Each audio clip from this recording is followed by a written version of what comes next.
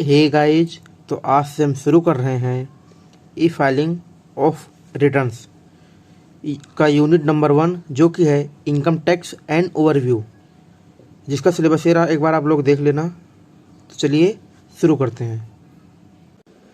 Income tax is the money we pay to the government from our income. मतलब income tax जो है एक monetary charge होता है जो कि हम गवर्नमेंट को अपनी जो इनकम होती है उससे हम पे करते हैं annually, and it is a compulsory payment used by the government for public services like roads, hospitals, schools, defence and etcetera. मतलब एक कंपलसरी जो पेमेंट चार्ज होता है जो कि गवर्नमेंट चार्ज करती है, जिससे कि वो जो पब्लिक सर्विसेज हैं उनमें इसका यूज़ कर सके, जैसे रोड्स हो गए, हॉस्पिटल्स हो गए, डिफेंस हो गया या etcetera. Example, if your yearly income is 6 lakh and based on the rules you need to pay 15,000 as tax, that is your income tax. मतलब जैसे आपकी सैलरी है, अगर आपकी सैलरी जो है वो 6 लाख है एंड जो रूल है उसके बेस पर अगर आपका जो टैक्स है वो अगर 15,000 पे करने को बनता है तो ये जो 15,000 होगा यही आपका इनकम टैक्स माना जाएगा। एंड ये जो इनकम टैक्स है वो कौन कौन पे कर सकता है? अ पर्सन कौन? इंडिविजुअल, चाहे वो सैलरीड हो या सेल्फ एम्प्लॉयड हो, Hindu undivided family, partnership firms, companies, limited liability partnership and trusts and associations. If your income is above the basic assumption limit you must file your returns and पे tax. मतलब जैसे आपकी कोई income है, अगर वो जो बेसिक एग्जम्पशन लिमिट हो गई है अगर उससे अब हो जाती है तो आपको मैंडेटरी है, कंपलसरी है कि जो रिटर्न है उसको आप फाइल करो एंड जो टैक्स बनता है उसको आप पे करो। एंड जो इनकम के सोर्सेज क्या है?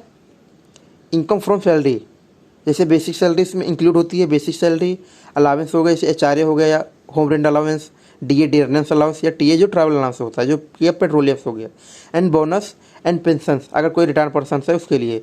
Example, if you work in a company and get 50 lakh और 50,000 per month, your annual salary is 6 lakh, this is considered income from salary. जैसे आप किसी कंपनी में काम करते हो एंड जो सैलरी है वो आप 50,000 पर मंथ है एंड जो कि एक एनुअल सैलरी बनेगी 6 लाख, एंड जो एक 6 लाख होगी ये एक इनकम फ्रॉम सैलरी कंसिडर की जाएगी। And income from house property, rent received from any building और लैंड अटैच्ड टू इट। मतलब सिर्फ कोई भी रेंट है, कोई किसी बिल्डिंग से या जो लैंड अटैच है उसके आप मतलब रिसीव्ड होता है तो वो एक इनकम फ्रॉम हाउस प्रॉपर्टी में इंक्लूड होगी। And only 2 houses can be treated at self occupied property with no tax. मतलब केवल जो आपके जितनी प्रॉपर्टी आपके पास हो, लेकिन जो केवल आपके 2 हाउसेस होंगे वो आपके चॉइसेस होती हैं एंड उनको सिर्फ एक सेल्फ ऑक्यूपाइड जो प्रॉपर्टी होती है उस पर चूज़ किया जाएगा एंड जो कि ट्रीट किया जाएगा, जिससे कि आप जो टैक्स नहीं देना है। एंड जो जितने भी बाकी जो रेस्ट होंगे, रिमेनिंग होंगे, उनको एक as a let out property treat किया जाएगा एंड उस पर टैक्स पे करना पड़ेगा। Example, if you own a flat and give it on rent 10,000 per month, your income in 1,20,000 per year from house property. मतलब जैसे आपके पास एक फ्लैट है, आप उसको ऑन करते हो, मतलब उसके आप मालिक हो एंड इसको आपने रेंट पे दे दिया एंड उसका जो पर मंथ जो रेंट है वो 10,000 पर मंथ है एंड उसकी जो एनुअली इनकम बनेगी वो 1,20,000 बनेगी एंड जो ये 1,20,000 है यही एक हाउस प्रॉपर्टी में इंक्लूड होगी। And profit and gain from businesses and professions, इसमें इंक्लूड होता है बिजनेस इनकम हो गई, चाहे वो शॉप हो, कंपनी हो या फ्रीलांसिंग हो and etcetera. And income from professional services like doctors, CLO। जो एक इनकम होती है जो प्रोफेशनल सर्विस होती है, जैसे डॉक्टर्स हो गए, CA हो गए या लॉयर्स हो गए। An example, if you run a small business and earn 5 lakh profit in a year, that is a taxable under the head. मतलब जैसे आप मतलब किसी बिजनेस को मतलब आप चलाते हो या मतलब आउन करते हो, तो अगर जो उसमें जो प्रॉफिट है वो आप 5 लाख पर ईयर कमाते हो तो ये जो 5 लाख होंगे यही एक टैक्सेबल होंगे, किसमें? Profit and gain from business and profession से। And capital gains, profit from selling assets. तो कैसे आप कोई असेट्स है आप उसको सेल करते हो, जो उससे प्रॉफिट होता है वो कैपिटल गेंस में इंक्लूड किया जाता है, जैसे चाहे वो लैंड हो गया, हाउस हो गया या शेयर्स हो गए या गोल्ड या एक्सेट्रा। एंड इसमें मतलब 2 टाइप के मतलब कैपिटल गेन होती है, जैसे short term capital gains, asset held for short term before sale. मतलब कि जो असेट है अगर आप मतलब 1 साल उससे कम रखते हो, शेयर्स जैसे शेयर्स ये छोटे मतलब टर्म्स के लिए रखते हो तो मतलब एक शॉर्ट टर्म कैपिटल मतलब गेन माना जाएगा। एंड ये जो शेयर के लिए ये मतलब एक लेस देन 1 ईयर होता है। एंड जो लॉन्ग टर्म कैपिटल गेन होती है asset held for a longer time, जो एक असेट होती है अगर मतलब आप इसको मतलब ऑन करते हो मतलब एक लंबे समय के लिए, तो उसका जो कैपिटल गेन होगा वो एक लॉन्ग टर्म में इंक्लूड किया जाएगा। एंड जो एक 2 ईयर होते हैं मतलब इसमें रियल एस्टेट के लिए मतलब मोर देन 2 ईयर्स होता है एंड बाकी के लिए मोर देन 1 ईयर होता है। And income from other sources, this is like miscellaneous category, it include bank interest, lottery winning, gift, dividends and gambling etcetera. मतलब इसमें क्या है कि मिसक्लेनियस कैटेगरी होती है जिसमें मतलब इंक्लूड किए जाते हैं आपसे किसी भी सेविंग अकाउंट से बैंक इंटरेस्ट हो गया, या आप लॉटरी में विन करते हो, या गिफ्ट हो गया अगर वो गिफ्ट 50,000 से आप मतलब अबव है तो। एंड जो डिविडेंड्स है वो आप मतलब रिसीव करते हो किसी भी कंपनी से। Example, if you earn 12,000 as saving bank interest it will be added here. तो इससे आप मतलब कोई सी भी बैंक से आपको जो इंटरेस्ट है बैंक अकाउंट का सेविंग का, अगर वो 12,000 इंटरेस्ट रिसीव होता है तो ये जो होगा ये इनकम फ्रॉम अदर सोर्सेज में इंक्लूड किया जाएगा। Deduction from gross total income, you can reduce your total taxable income by claiming deduction under chapter 6A। मतलब क्या कुछ डिडक्शन है जिनको आप मतलब क्लेम करके जो आपकी टोटल टैक्सेबल इनकम है आप उसको रिड्यूस कर सकते हो। उसमें कुछ कॉमन डिडक्शन है जैसे सेक्शन 80C, जिसमें इंक्लूड होता है PPF, LIC, ELSS, NSC, tuition fee and etcetera, जो कि मैक्सिमम लिमिट है उसकी 1,50,000। एंड सेक्शन 80D जिसमें कवर होता है जो हेल्थ इंश्योरेंस फ्री में होती है वो, एंड जो इसकी मैक्सिमम लिमिट होती है वो 25,000 होती है जो नॉर्मल सिटीजन के लिए, एंड 50,000 होती है जो सीनियर सिटीजन होते हैं उनके लिए।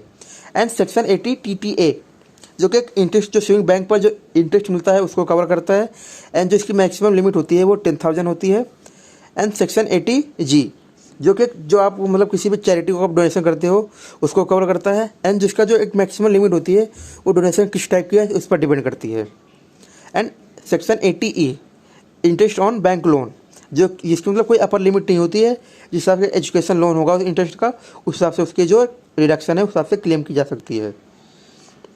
Example, if your total income is 6 lakh and you invest 1,50,000 under section 80C, your taxable income become 4,50,000। इसमें मतलब आपकी टोटल जो इनकम है अगर वो 6 लाख है एंड आपने जो एक इन्वेस्ट किया वो 1,50,000 है, वो आप जो 80C में या LIC में किया हो या PPF में, तो जिससे जो आपको वो डिडक्ट हो जाएगी एंड जो आपकी टैक्सेबल इनकम बचेगी 4,50,000 बचेगी। And how to calculate total income and taxable income, मतलब क्या कैसे कि आप जो टोटल इनकम एंड जो टैक्सेबल इनकम होती है उसको कैलकुलेट कैसे करोगे। इसके स्टेप्स हैं जैसे कैलकुलेट टैक्सेबल इनकम, जैसे भी आपकी जो जितने हेड्स हैं इनकम के उनको आपको ऐड करना है, एंड उसके बाद जो एलिजिबल जो डिडक्शन है इसमें मतलब है तो उसको आप डिडक्ट करना है, चाहे वो अंडर 80C की हो या 80D की या एक्सेट्रा।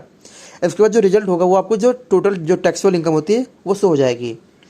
उसके बाद जो इसका टैक्स पेबल जो है उसको कैलकुलेट करने का स्टेप्स क्या है, सबसे पहले जो आपकी इनकम टैक्स जो स्लेब होती है चाहे वो ओल्ड हो या न्यू रिजीम हो कोई सी भी हो आप उसको अप्लाई करो।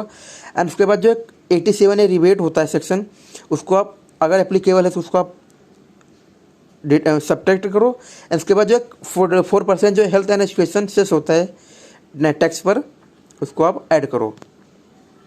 एन एग्जाम्पल, जैसे आपकी सैलरी इनकम 6 लाख है एंड जो डिडक्शन है वो लेस होगी कितनी 1,50,000। उसके बाद जो टैक्स भरेगा एज अ स्लेब वो बनेगा 12,50,000। एंड उसके बाद जो रिबेट होगी अंडर सेक्शन 87A, अगर इनकम अगर 5 लाख से मतलब 5 लाख तक है तो उसकी बनती है 12,500। तो इसके आप जो फाइनल टैक्सेबल पेबल बनेगा वो कितना बनेगा अमाउंट 0, मतलब इसका आपको टैक्स पे नहीं करना है, यानी no tax. And PAN permanent account number, PAN is a 10 character alphanumeric code issued by income tax department. मतलब ये जो पैन नंबर है ये एक 10 कैरेक्टर अल्फान्यूमेरिक कोड होता है जो कि जो इनकम टैक्स डिपार्टमेंट होते हैं उनके द्वारा इशू किया जाता है। एंड उसके लिए रिक्वायर होती है, फिर मतलब इसमें ये रिक्वायर किसके लिए होता है, अगर आप कोई मतलब इनकम टैक्स रिटर्न फाइल कर रहे हो उसके लिए, या आप कोई बैंक अकाउंट ओपन कर रहे हो उसके लिए, अगर कोई आप प्रॉपर्टी को ऑन कर रहे हो या शेयर बाय कर रहे हो या उसके लिए। एंड जो ट्रांजेक्शन अगर कोई भी हाई लेवल की ट्रांजेक्शन करिए आप अबो 50,000 या लैक्स में या एक्सेट्रा, तो उसके लिए आपको पैन कार्ड की ज़रूरत पड़ सकती है। एन एग्जांपल, जैसे ABCDEN 1 2 3 4 and these are 10 alpha numeric number. And due date क्या होती है ITR फाइल करने की? इंडिविजुअल के लिए 31 जुलाई, एंड जो बिजनेसेस होते हैं उनके लिए एडिट केसेस में 31 अक्टूबर। वहीं पर जो बिलेटेड एंड जो रिवाइज्ड रिटर्न होता है उसके लिए 31 दिसंबर होती है। And advance tax when to pay before the year ends, मतलब क्या जो एडवांस टैक्स हैं जो कि मतलब आप जो टैक्स है जो साल होता है ईयर होता है उसको एंड होने के पहले पे असेसमेंट जो ईयर होती है उससे पहले जो प्रीवियस ईयर में ही पे करना पड़ता है। If your total income total taxable liability is more than 10,000 in a year you must pay it installment during the same year. मतलब ऐसे आपके जो टैक्सेबल टोटल जो टैक्सेबल अमाउंट है अगर वो 10 लाख से 10,000 से अगर ऊपर जाता है एक साल में तो आपको मैंडेटरी हो जाता है कि आपको जो इसका टैक्स है वो आप मतलब इंस्टॉलमेंट में पे करो, मतलब बाद में नहीं, उसी जो असेसमेंट ईयर होता है उसी ड्यूरेशन में। इसका शेड्यूल क्या होता है? 15 जून जिसे 15% टैक्स पे करना होता है, एंड 15 सितंबर जिसमें 45% टैक्स पे करना होता है। एंड उसके बाद जो 15 दिसंबर होता है वहाँ तक आपको 75% जो टैक्स होता है वो पे करना होता है। उसके बाद जो 15 मार्च होता है वहाँ पर आपको 100% पूरा टैक्स आपको पे करना पड़ता है। Example, if your estimated taxable is 1 lakh for the year you should 15,000 by 15 June, 45,000 15 September and so on. मतलब आपका जो एस्टिमेटेड जो टैक्स है वो अगर वो 1 लाख बनता है एक साल के लिए तो उसका जो पेमेंट होगी अगर उसकी टैक्स की उसको आप मतलब जो 15,000 होगी उसको आप तो 15 जून में पे करना है। उसके बाद जो 45,000 होगा वो 15 सितंबर में पे करना है। उसके बाद इसी तरह मतलब चलता रहेगा। And new tax regime versus old tax regime। Section 115 BAC old tax regime transaction systems with higher tax rate and no exemption. मतलब ये जो ओल्ड टैक्स regime होती है इसमें क्या होता है मतलब एक ट्रेडिशनल सिस्टम होता है टैक्स रेट का, उसको मतलब फॉलो किया जाता है। इसमें जो एग्जम्पशन होती है वो हाई लेवल पर दी जाती है। इसके बेनिफिट क्या होते हैं? Allowed deduction for investment and expenses. मतलब एक इसका जो एक बेनिफिट होता है कि जो डिडक्शन होती है इसको अलाउ करता है चाहे आप इन्वेस्टमेंट कर रहे हो या एक्सपेंसेस होते हैं उसके लिए। And reduce taxable income through exemption. And जो टैक्सेबल इनकम होती है इसको रिड्यूस करता है एग्जम्पशन के through. And suitable for those with significant deduction. And ये जो एक डिडक्शन जहाँ पर मतलब सिग्निफिकेंट अगर बहुत ज़्यादा डिडक्शन होती हैं तो वहाँ पर उसके लिए सूटेबल माना जाता है। And familiarity with existing tax structure. And जो एग्जिस्टिंग जो टैक्स स्ट्रक्चर होता है उसके साथ इसकी फेमिलियरिटी होती है, मेंटेन रखता है। And tax saving through strategic planning. And जो इसके जो ओल्ड regime जो होती है ये मतलब एक टैक्स सेविंग मानी जाती है जिससे कि आप एक जो स्ट्रेटेजिक प्लानिंग है उसको आप कर सको। इसकी लिमिटेशन क्या होती है? Higher tax rate compare to the new regime। तो इसका जो टैक्स रेट होता है ये जो न्यू regime में होती है उसके कंपेयर में हाई होता है। And complex tax structured with multiple slab. मतलब इसका जो टैक्स स्ट्रक्चर होता है वो मल्टीपल मतलब कॉम्प्लेक्स होता है क्योंकि इसमें जो स्लैब्स होती है वो मल्टीपल वे में होती है। And require documentation for deduction. And जो अगर आप कोई भी डिडक्शन कर रहे हो तो उसके लिए आपको एक डॉक्यूमेंटेशन की रिक्वायरमेंट जरूर है। And limited applicability for some taxable. And जो इसकी एप्लीकेबिलिटी है वो मतलब लिमिटेड होती है किसी भी टैक्सपेयर के लिए। And new tax regime updated system with lower tax rate and fever exemption. मतलब क्या तो जो न्यू टैक्स regime होती है एक तो इस सिस्टम के साथ अपडेट होती है। इसका जो टैक्स रेट होता है वो लोअर होता है बट इसकी जो एग्जाम्पशन होती है मतलब थोड़ी बहुत होती है, मतलब ज़्यादा नहीं होती है। इसके बेनिफिट क्या होते हैं?